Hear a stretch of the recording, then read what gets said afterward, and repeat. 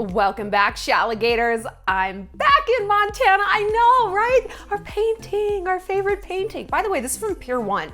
You guys ask me about it all the time. The stores are closed, but I'm pretty sure you can still get it online. Anyway, we're back. We're back in action. I'm back after my long winter traveling and jet setting around. And you know, I want to talk about the Grammys. And by talk, I mean roast. No, okay, look, I asked you guys, what is our Grammy topic? Because you know, I did my roasty little red carpet coverage last night. First on Instagram, follow me, ShallonXO, and then I moved it over to TikTok. We're also gonna talk about one celeb who seemed to stand out to you guys last night on the red carpet. Addison Rae and this person. What am I looking at? Good God. It just seems to be this spate of celebrities lately. And by celebrities, I literally mean Kourtney Kardashian and Travis Barker being so gross and like, I'm sorry, crass on a red carpet and like tonguing each other. We get it, you have tongues, we get it, you guys bone, penises, vaginas, orifices, things and things. We all get it. But that's not what we're gonna talk about, things and things. We're not gonna talk about that. That's not what our channel is. We're not vulgarians, okay? We're gonna talk about the pros of dating kind of the weird ugly guy. Okay? Not that Addison Rae's boyfriend is ugly.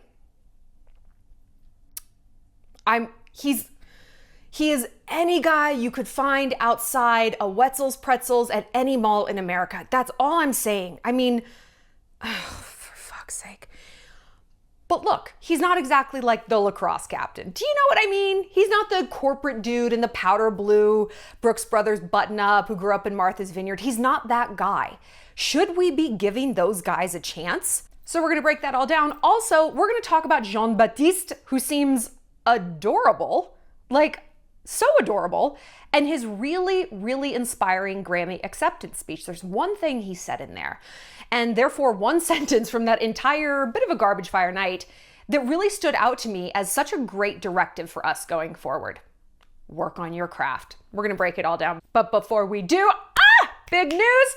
If you were so sad that our Costa Rica trip, our Shalligator getaway was sold out, we have 2 spots that opened up. We have one Shalligator that got into med school. I know, right? We're gonna hike a volcano, lagoon visits, kayaking, oh my gosh, waterfalls, snorkeling, an organic farm tour, dance classes. It's going to be so much fun. But you know what? If that's not really feasible, if it's a little too soon, feel free to come with me to Mexico at the end of August. We're going to Isla Holbox. It's a little car-free, adorable, picturesque island about a little north of Cancun. It's really safe, really beautiful.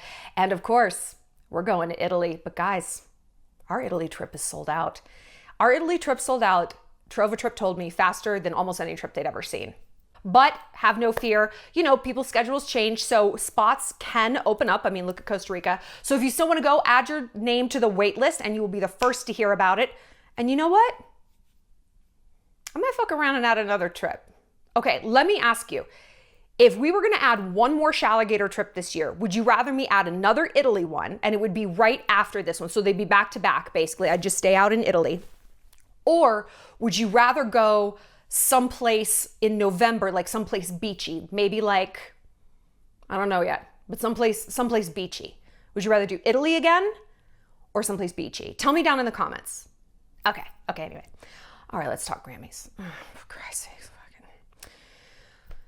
Where do we begin? Yeah, it was, ugh. Okay. Have you heard about this Cardi B situation? Good God. Her fans. So Cardi deleted her Twitter. She got so mad because her fans like lost it that she didn't go to the Grammys. Okay. And we're like going for the throat. And we're like calling her son retarded and like, ooh, your dumb autistic son. She's like, my son isn't autistic. And then there's a backlash. She's like, people are like, you need to apologize to the autistic community. And she's like, what the fuck are all of you talking about? And you know Cardi, she like goes for the throat. She's like, I hope y'all moms die. I hope y'all brothers die. Fuck you. Fuck your kids. Like, she's from the fucking Bronx. Like, you don't come for someone from the Bronx. Try it. Take the A train all the way uptown and try it. I hope you're an organ donor. So yeah, her fans like turned on her.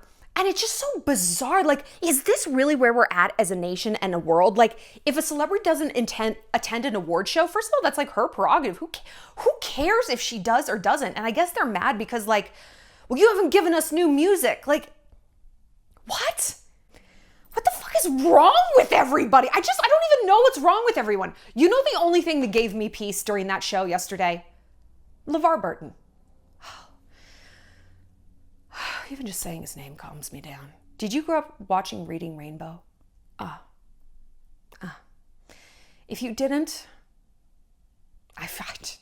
maybe that's the difference. Maybe that's where life went so wrong. I'll see you next time. Oh God, I love LeVar. He's just the best. He's the best. Okay, let's talk though, Addison. Because Addison and this person, Omer Fedi, is her boyfriend. They do things with each other, sexual things. First of all, I brought up the Cardi B thing of like, why wasn't she there? Because people had the same question about Addison. There's all this backlash. I'm an adult virgin. I live at home. I work at Rocky Mountain Chocolate Factory. Backlash. Listen to my opinion. I'm a fucking loser. Backlash. Okay. People were livid that Addison Rae was there. Okay. Did you think maybe the invite was going to you if she declined? Like what? Why do you care? Why do people care if Addison Rae is at the Grammys? And by the way, she wasn't the one invited. Her boyfriend was. He's a guitarist. He has played and co-written and produced for like 24 Karat Golden and I think Kid Leroy and some other people. Like he's a musician, which is why he was at the Grammys. I'm sorry that was hard for you to put together. People who get pressed about this stuff, it's like, do you know that a little boy named Braxton is having his 4-year-old birthday party at Jump Time in Mission Viejo, California tomorrow? You weren't invited. Yeah, exactly. I'm going to drop his mom's and I want you to just go to town. She shouldn't get away with this. Listen to yourselves, for Christ's sakes. So yeah, here's why you should date an ugly guy.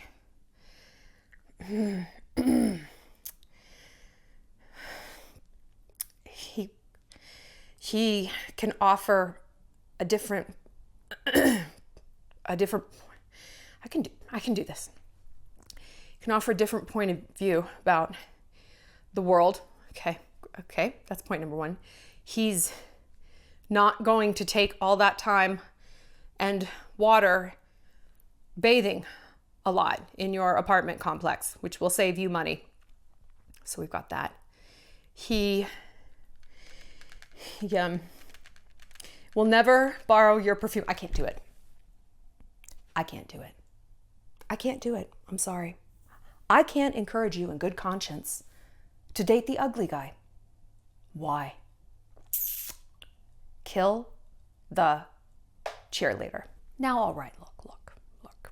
We're going to give a pass to this dude, Omer, because he's not just some weird guy you'd find drinking one of those really tall Arizona iced teas outside a gas station near Frisco, Texas. He doesn't just look like that, although he looks exactly like that. He is a very talented person. I mean, he's only 22. He was nominated for a Grammy, and Addison, was there as his plus one. So clearly he's doing something right. And the reason, ostensibly, we like the popular guys, the lacrosse captain, the investment banker, blah, blah, blah, those sort of archetypes of the popular dude, is because we think they convey success. We think they are successful. Why does this matter? Caveman shit.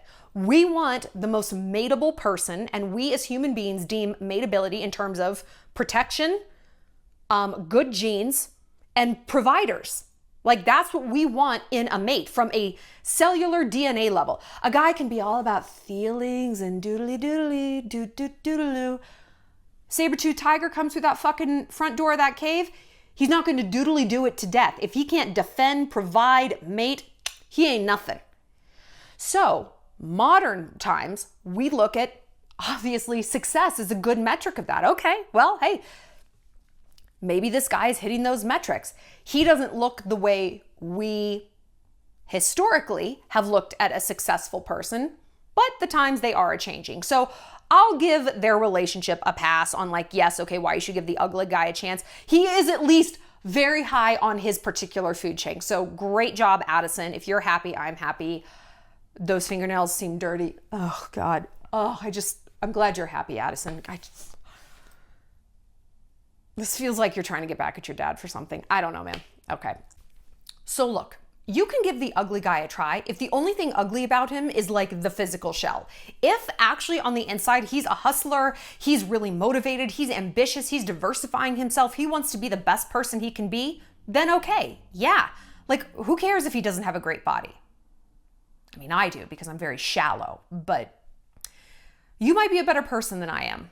And that might be why you have successful relationships. But you know what I'm saying? Like, if you guys actually align on the big stuff, like how you move through life and what you find motivating and self-improvement, okay, maybe Omer, the Kool-Aid man, and Addison really are more alike than we think. Like, maybe he's always encouraging her, yeah, like diversify and start a new business venture. And oh my gosh, I want you to release that album. Nobody else does.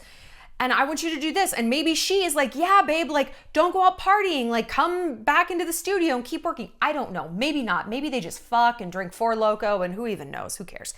But I'm just like, I'm trying to see the good. I'm trying to be more positive, okay? Even though I am positive that I would cross the street if I saw that dude coming towards me. Because I feel, well, I wouldn't see him coming towards me. I would smell him coming towards me. It smelled like vapes. Just I would see the cloud of vapes and I would smell the vapes. Anyway, as long as you guys are aligned in that more deep kind of way and not just looking at what's on the outside, okay, let's see where this goes. But look, girl, if you're just like giving the fugly dude a chance because maybe you're not in a great place and you're like, he's just gonna like worship me, like look how much hotter I am. If you're a regular Alligator, you know what I'm about to say. Kill the cheerleader. This is something we do when we're in a bad place. We maybe just got rejected by someone. We're not in a good space just on our own, our body, whatever it might be. And we go for someone maybe a click below, you know, like not really having shit together, not really hot, kind of lives in his mom's basement, whatever. It can turn out real bad. Let's talk about what kill the cheerleader syndrome is. Now, if you're not new here, you might not have ever heard me. No, I'm sorry. If you're not new here, you have heard me talk about kill the cheerleader. But if you are new, you might not know what that means. But you know what? It bears motherfucking repeating. First of all, Addison Rae is arguably one of the most, if not the most famous girl on the internet. I mean, like top 10, top 5, right? Why is she famous? Child, I have no idea. Like, I truly have no idea. She seems very nice. And she's pretty, I guess. I don't think she's going to like remain pretty. I don't think she's like a great beauty for the ages. You know what I mean? She's the cute girl shopping at Brandy Melville in jeans that she can like sort of pull off, but like maybe not the most flattering, but they're trendy. And then other girls in her school are like, oh, she's wearing them, I'm gonna wear them. And everyone looks bad and no one's getting laid. You know, it's just kind of that situation, but she seems fine. Again, like not superstar level. I don't see a ton of like it factor. It's like the D'Amelio girls. Although that song Fuckboy, banger, fucking amazing. She's so famous and beautiful, but yeah, she's very pretty. She's a pretty girl. And that's who she's with. Not an Abercrombie model. I don't know if that's a thing anymore. Not like a pro athlete. Not a Harvard grad. She is with the Kool-Aid man right there. Now look, I know I'm clowning this dude just because of the way he looks, but guess the fuck what? That is human mating. We clown people internally or externally for how they look. That's how attraction goes. I guess he's maybe, this is the thing. I don't know what he looks like because look at him. I mean, this hair and he's, to me, not on par with her. Now, if he's a guitarist and a writer and producer, he's certainly very creative and like, cool, okay, maybe that's a very attractive thing to connect to. God knows I've dated a ton of musicians. I'm sorry though, I've dated hot ones. Have I? No, okay. No, I haven't. I've dated ugly ones, short ones. Ooh, the fat one. Got that song out of it though. But you know what? That gives me a leg to stand on in this argument. I have also given a chance to the weird fugly guys because they were so creative. I don't care that they don't have abs. You're so shallow, Sarah. I don't care that we have almost nothing in common, okay? I literally don't care that he smells and he hasn't washed those jeans since the tour stop in Milwaukee. No, Becca, I don't. It's fine. How did that work out? Like I said, I've gotten some songs written about me, so that's kind of interesting. But you know what I've gotten out of it? My theory on killing the cheerleader. What is this? Ugly guys will grow up and get power, or they'll get hot again, or whatever. They'll become charming, something. They will move out of that ugly, untouchable, unfuckable space that they were when they were an adolescent, as most of us do. But they're still stuck there. And so they will kill the cheerleader, neg the hot chick, cut her down, make her feel less than, as revenge for that previous version of themselves. They cannot help it. It is pathological. It's pathological. And it makes no sense. And you know what? Women don't do this. We date quality people because we ourselves are advancing and we don't want to get stuck in the past. It really just isn't in our nature to do that kill the cheerleader thing, kill the football captain, or whatever the inverse would be. But guys do, because they're ruled by their ego. Women are ruled by their hearts and secondarily our minds, sometimes a very distant second when we're in love, we know. Men aren't. It's an ego thing. And so they would rather be able to reject that hot chick than just date her and love her and parade her around. It's crazy, I know. But look, I know what you're thinking. Shallon, I see old ugly men with young hot chicks all the time. He's not negging her. No. He is controlling her though. He's controlling her. She doesn't have equal power in the relationship. There is a dynamic where he lets her know, I'm in charge. You're a little bit below. Maybe it's sexual, maybe it's with money, maybe he belittles her, maybe he doesn't talk to her about his work because she's too dumb and wouldn't get it. But that element, very frequently, is there. If you're dealing with a sort of beta male, and not all men are. I'm not saying every ugly guy is like this, but enough of them are that we have to watch out for it. I'm hoping this dude, Omer, is not one of those. He's very young. He's only 22 and he's had a huge amount of success. So I'm hoping that he doesn't have that kind of pathology, right? That he's always been kind of a weapon and kind of successful. I mean, he's a musician, chicks dig musicians, panties come off. So hopefully that's not at play. But I can tell you with the musicians I dated, I wasn't much older than that when I dated them and they couldn't not cheat on me, cry, go back to their ex, play us both off against each other, love triangle, neg me, It manifested in some kind of way. So be very careful when you give a chance to the ugly guy, because if you think, he's just gonna adore me because he's so ugly,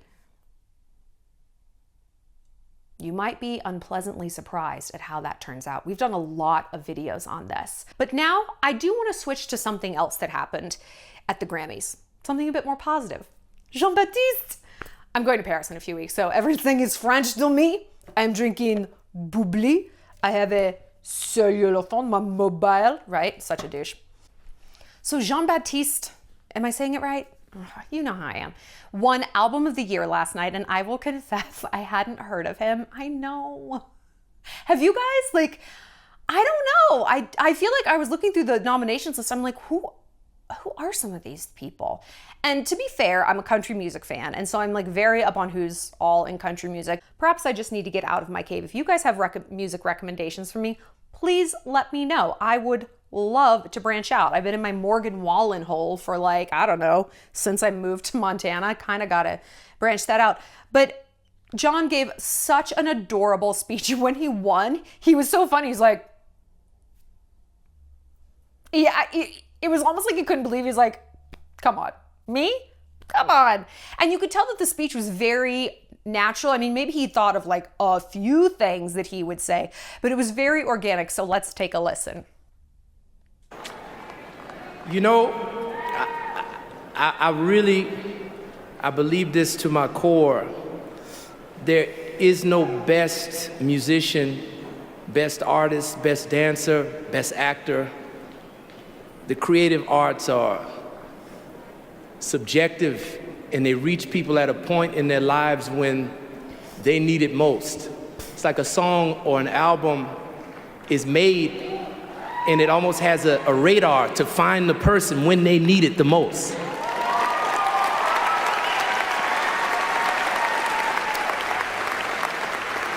I mean, man, I thank God. I just put my head down and I work on the craft every day. I love music. I've been playing since I was a little boy.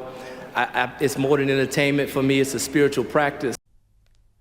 It's so cute. He seems so sweet. I love him. I wonder if I'll like his music. I don't care. I'm a stan anyway. One thing that stood out is how he said he keeps his head down and works on his craft. I love this. If you look at almost any successful person, whether they're a musician, a dancer, a woodworker, a YouTuber, an author, a graphic designer, they are very focused. There is a lot of output and actually not a lot of input. What do I mean? Our brain can only process so many messages at once, right? And we as a species are inundated with more messaging now than in the last 10,000 years of our evolution. And our brains are actually very slow to evolve. I mean, very, very, very slow. Technology evolves, which is ironic because technology is created by our brains, but yet our brains aren't equipped to handle anything. Like, we are completely ill-equipped to handle the world we live in. We really are. Because for the first time in human civilization, we have mass choice. Like, people have choices on such a global scale that we've never had before. I mean, there was a feudalist system in place for like hundreds, maybe even thousands of years. Like, people didn't have a choice about whether they worked or lived. Women barely had a choice about having a baby. Where am I going with this? The smartest and most successful people protect that bandwidth. And in some ways, they know how unevolved they are, right? And they understand they cannot take in a lot of messaging and still produce something that's quality. I will use myself as an example because I know more about myself than I do about Jon Batiste and his methods. People ask me all the time, Shallon, oh my God, do a collaboration with this influencer or this YouTuber, and have you heard about this drama with that influencer? And I always say the same thing, I don't know who you're talking about. And I'm not meaning it in like, I don't even know who they are kind of way. I know it comes off like that, but I literally don't know who they are because I am all output. Like the one or two times when I'll look at other people in my lane or other YouTubers, I hate it. The feeling seeps into my bones and it wrecks my week because I am instantly in a state of comparison. And comparison is the thief of joy.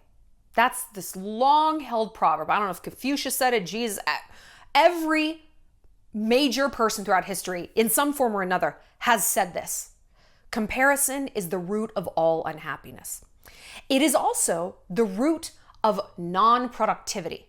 If you are constantly comparing what you're doing and your lane, and forget about producing something, forget about making an album or making a YouTube video, just focus on your life and your lane, your family situation, your relationship with your boyfriend, your body, your clothes, the way your dog behaves.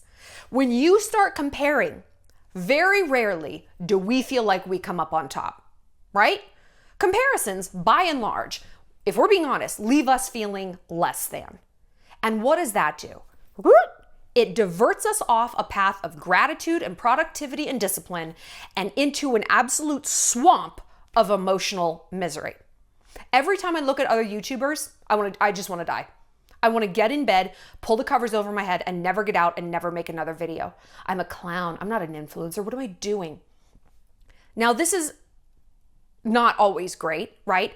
It's very difficult to strike a healthy balance between these two things. Yes, you want to protect your bandwidth. Yes, protect your product, whether that product is your relationship with your family, how you see your dog's behavior, your clothes, your fitness, whatever. But that's just what we're going to call it, the product, okay? You want to protect the integrity of that and make it something that works for you and something that's authentic to you and your life. But you also don't want to limit your thinking. It's good to travel, to see how other people live, to be reminded things could be worse. Maybe I don't have it so bad. To be reminded, maybe I should be reaching a little bit higher. I had a call the other day with one of my friends. She's an influencer. We go way, way, way back to our days in New York City. Hi, Jamie. She was a publicist, I was a journalist, and she's like crushing it. She's a fitness influencer. And she was telling me all these things and motivating me. And when I got off the call, I almost started to cry. And my mom had heard the call because it was a Zoom. And she's like, what's going on? I'm like, I'm just so ashamed of myself that I've been dreaming so small. I mean, that's what it is. Like, I have been keeping my head so down and so focused because I couldn't stand the competition like feelings that it limited me. I really limited myself because in essence, I wasn't strong enough to look around. I wasn't strong enough to pull my head out of the sand and be like, what's going on with other people? What can I be inspired by? What can I take from that situation? What can I use to my advantage? And then can I be strong enough to weed out the things, those unfavorable comparisons, the things that do give me those icky feelings, and leave those by the side of the road? No, I sure have not been. And I'm keeping it 100 with you guys. No, I haven't. And so this is something that I am really working on and something I want you guys to work on. I think, spring is here and we're thinking about cleaning things out. And actually my next podcast episode, I'm actually not even sure if it's up right now. I don't know what my producers, probably not. Maybe it went up today. But it's about the book Essentialism. Now, we did Essentialism as a Shallon Literature Book Club selection last year. I don't even know if we did a video about it. I'm so sorry, you guys. But it's an incredible book basically on how to streamline your decision-making, your relationships, your schedule, everything, so that you're doing fewer, better things, fewer, better relationships, fewer, better possessions, right? So we're not getting pulled in a million different directions that ultimately take us nowhere. And the reason I chose to do the podcast episode, our podcast is called Girl on Top. Check it out. Everywhere podcasts are found. Is because, it's spring. And this is sort of a little reset for us if we choose for it to be. This is time for us to shake the dust off, clean some things out. And I think a reset in terms of our focus is super, super helpful right now. And it's also something we need to strive for: moderation, the middle path. Now, I know you guys have been asking for a weight loss video, and I'm going to do one this Friday, mostly because I'll have a spray tan and I'll look bomb, so I'll take some nice slutty pictures for you. But I've been thinking a lot about it because typically, I have not been a very moderated person in terms of my body and fitness and dieting. It's kind of all or nothing. And I'm not going to lie to you that this weight loss journey that I've been on has not been different. I have been rather extreme in my methods. And so now that I've hit my goal weight and I do feel good about my body, the name of the game is moderation. But it's hard to pull out of those extreme tailspins. Whether it's I'm extremely comparing myself to everyone all the time, or I am never looking at anyone else. I am so myopic about what I'm doing, and I am limited entirely by my own mindset, which actually is very limiting. Now, ideally, our mindset is the most freeing thing in the world. We've got our mindset exactly where it needs to be. We're thinking high, we're aiming big. That's not always the case. Anxiety sets in, self-doubt sets in, laziness creeps in. It becomes a habit, right? Negative spirals are easy. So I want this to be a bit of a reset. And who knew Jon Batiste was going to inspire us thusly?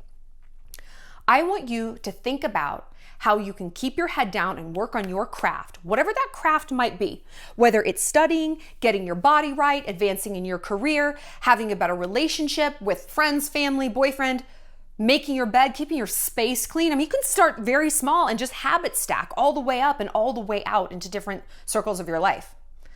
How can you do that, keep your head down, but still alert?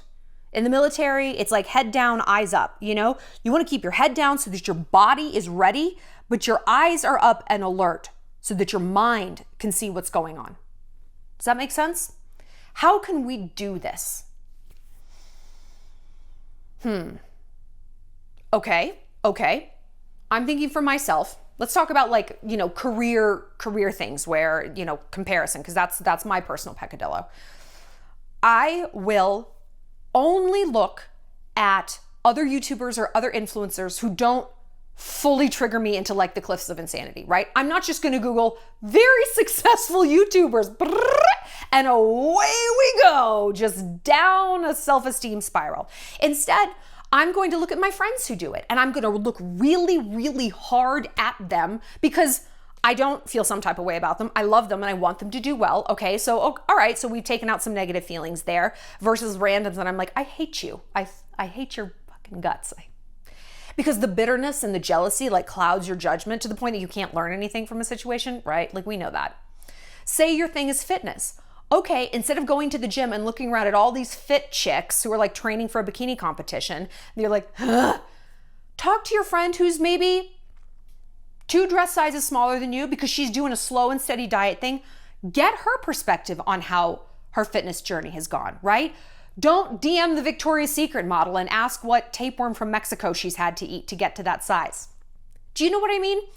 Find a way to stay in your lane and focus on your goals while getting external motivation in sort of a confined space that doesn't give you those icky, triggery, jealousy, poor comparison type feelings. And maybe that's looking at people who you know and love.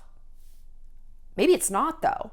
Maybe you compare yourself to the people you know and that gives you the ickiest feelings of all. For me, that's not the case. When I compare myself to strangers, that's like a recipe for disaster. Comparing myself to my friends is better because first of all, I know that like their lives aren't perfect. You know, they're more human and multidimensional to me. I recognize the work that goes into whatever it is they're doing, whether it is fitness, keeping their house clean, the money they're making, their relationships. Like it's just, I'm looking at more than just the finished product. A stranger, I'm looking at the grid, the YouTube channel, the numbers, the pay, and I'm like, well, I'm a raccoon garbage person, so this is great. So think about where you draw inspiration and think about how you can tailor that to keeping your head down, focusing on your craft, but still taking in enough positive in that it influences your outcomes in a healthy way. Messages and comparison to get where you want to go. I just can't stop thinking about Addison and Omer. I don't know. He better be really good in bed. I mean, he's Israeli and they are hot. They are hot, but he's making himself unhot. I bet he's got pretty eyes. You can't even see him. I can't get past that hair. It's not even the color. It's the length. It's that weird Murph length. It's just that weird, the mushroom. He's like a radioactive mushroom. And the pants. Oh God in heaven. Look, it looks like his fingernails are dirty. Do you know what I mean? Don't put those near mucous membranes. You get an infection. We're gonna be back next time, Shalligators. Like I said, come with me to Costa Rica. We've got space available just for about 2 more days. Maybe if I can even extend it that long. If not, I'll see you in Mexico or maybe even Italy. See you later, Shalligators.